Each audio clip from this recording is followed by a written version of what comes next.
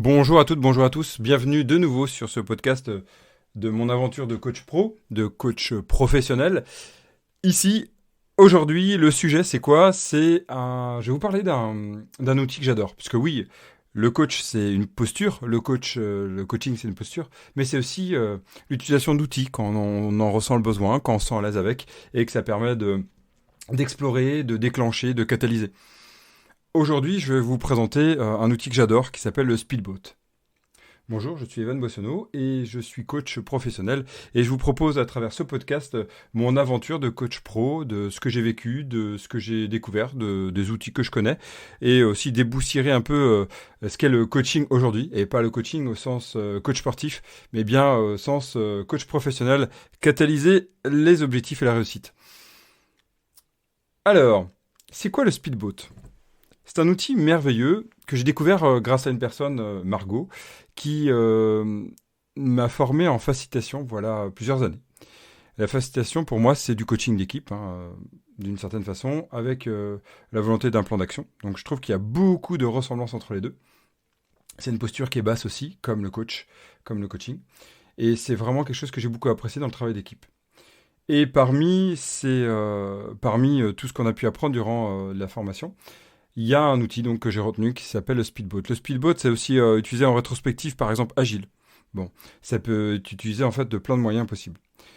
Moi, je l'utilise en coaching aussi, en coaching de personne à personne, vraiment, en one-to-one, comme on aime dire. Et c'est quoi le speedboat? C'est en gros, alors à travers un podcast, c'est un peu dur à dessiner, donc je vais tenter de vous le mettre en imagination, en tout cas de décrire ce qu'il y a. Imaginez tout au loin, sur la mer, une île magnifique, une île déserte, ou pas, l'île que vous souhaitez en fait, qui vous inspire, qui vous donne envie. Ça se trouve, c'est pas une île, en tout cas un but à atteindre que vous aimez, que vous idéalisez, quelque chose, ça va être génial. Vous êtes sur ce bateau qui vous emmène là-bas. Ça peut être un bateau comme une caravelle, comme du temps de l'île au trésor, comme ça peut être un bateau, un yacht, comme un voilier. Ça, c'est vous qui le représentez comme vous souhaitez. Moi, j'ai tendance à le représenter comme une caravelle, comme un bateau, vous savez, vraiment des années de 17e siècle, 16e siècle par là, parce que j'aime bien ça. Mais en fait, c'est peut-être pas ce qui est le plus important. Et le but, c'est d'aller du port d'attache, là où on est, du port, jusqu'à cette île là-bas qui nous attire, qui est au loin. Et pour ça, il y a du vent. Et le vent nous emmène, fait porter les voiles, souffle dans les voiles. Et par contre, il y a des choses qui nous freinent. Il y a des boulets, des ralentissements, des choses bloquantes. Et du coup, on va chercher à décrire tout ça. Alors, quand on décrit l'île, là-bas au loin, le côté trésor, le côté magnifique, c'est la vision, c'est vraiment là où on va, c'est ce qui nous porte, c'est notre objectif final. L'ambition en fait, c'est plus qu'objectif.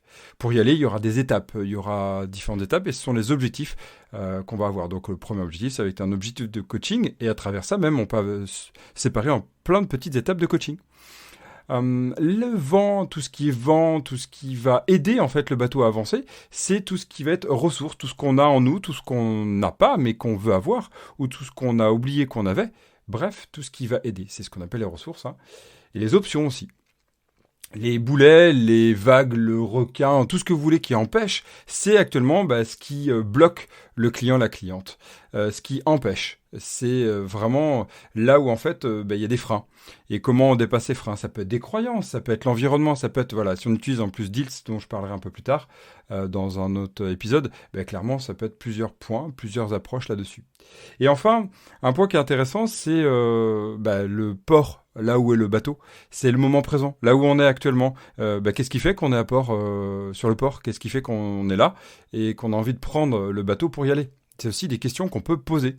Tout ça, ça permet de travailler, d'explorer. On peut prendre de la hauteur d'ailleurs ou de la distance. On peut tourner le bateau, on peut l'assembler. Tout ça à mettre sur une très grande feuille. Une A1, A2, ça peut être bien. A1, ça va peut-être un peu grand, mais au moins A2, A3, ça peut être bien.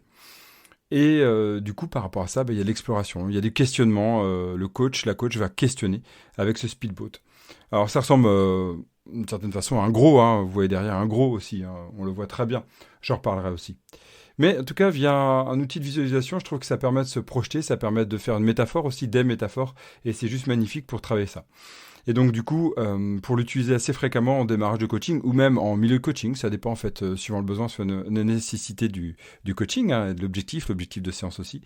Eh bien, il y a vraiment quelque chose qui émerge de ça. Et l'idée, c'est qu'est-ce que va en faire le coaché, le client, la cliente. Voilà, c'est un outil que j'adore, que j'apprécie beaucoup et qui est souvent présenté dans d'autres milieux que le coaching et pourtant qui peut être très très utile. Au plaisir d'échanger de nouveau avec vous et je vous dis à très vite. Et vous, avant de partir, vous gardez quoi de cet épisode? Vous l'avez testé aussi? À très vite.